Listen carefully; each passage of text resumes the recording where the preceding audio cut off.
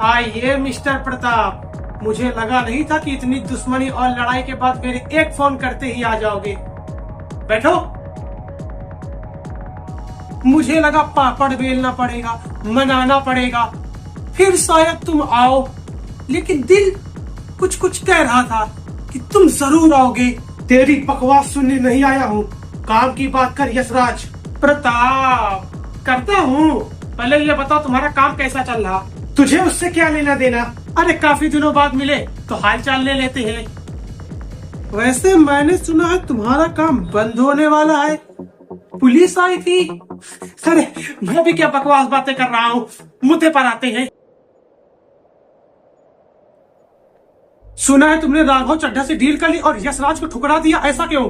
ताकि 5 साल से हमारी डील मुकम्मल है, हर तरफ से फायदा ही फायदा, तुम्हें भी और मुझे भी। तो ऐसा क्या आन पड़ा कि हमारी डील कैंसिल करनी पड़ी? बोलो प्रताप। दुश्मनी यशराज, दुश्मनी हमारी है, ना कि धंधे या बिजनेस से। अपना उसूल है, अगर प्रताप से दुश्मनी हुई तो उसके धंधे से भी दुश्मनी होगी। ओहो यशराज, तेरे धंधे की बात आई तो बड़ा दुख हो रहा है। दुश्मनी करने के बावजूद भी दुश्मन को अपने पास बुलाता है। एक नंबर का दोगला है तू। मुझे बर्बाद करने में एक पल नहीं लगाया तूने, अब रोना आ रहा? जानता हूँ दुश्मनी वो कीड़ा है जिसके काटने से कभी जहर नहीं उतरता। बहुत गलत किया तुमने प्रताप, दुश्मनी की चिंगारी को ज्वाले में बदल दिया। लेकिन अभी भी तुम्हारे पास मौका है। माना कि मुझसे गलती हुई है, लेकिन तुम भी दूध के धुले नहीं हो। सीबीआई को सारी रिपोर्ट सौंप दी, उसी वक्त से हमारी दोस्ती खत्म।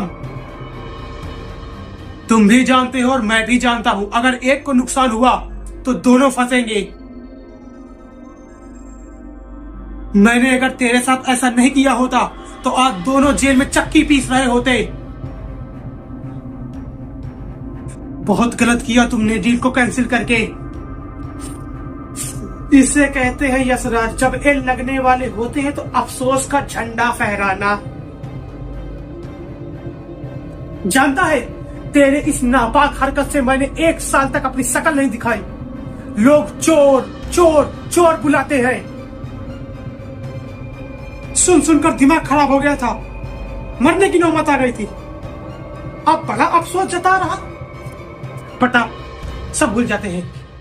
वो कहते हैं ना, जो पहली गलती करता है उसी को सॉरी बोलना चाहिए। मुझसे गलती हो गई यार, मुझे माफ कर दे। लेकिन तू डील वापस ले ले। समझ, पागल मत बन। वो चड्ढा हम दोनों की कमजोरी समझ रहा। बेईमान आदमी है, हम लोग अलग हैं, उसका फायदा उठा रहा। सोच, वरना भारी पड़ेगा।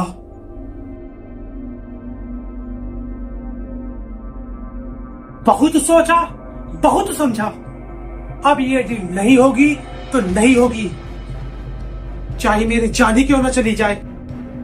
तो ठीक है, अगर तेरी यही जिद है तो मेरी भी एक बात सुन। तेरे पास 2 रास्ते हैं। पहला, ये तो डील फाइनल कर ले।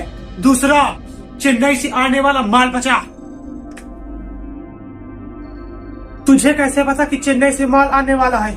मैं तेरे रग रग से वाकिफ हूं प्रताप। यशराज,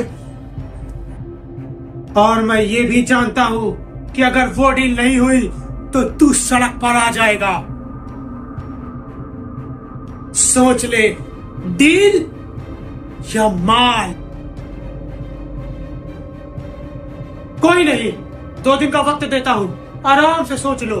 अगर हाँ किया तो तुम्हारा माल तुम तक पहुंच जाएगा, और अगर ना किया तो बूम।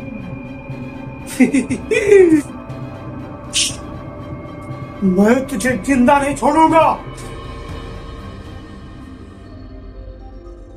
देखा, इसे कहते हैं नहले पे दहला।